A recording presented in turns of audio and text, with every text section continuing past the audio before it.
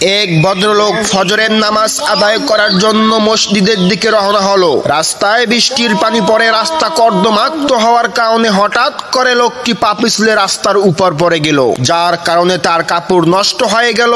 তখন লোকটি বাড়িতে গিয়ে তার কাপড় চেঞ্জ করে আবার মসজিদের দিকে রওনা হলো, কিন্তু দুর্ভাগ্যবশত লোকটি আবারও হোঁচট খেয়ে পড়ে গেল।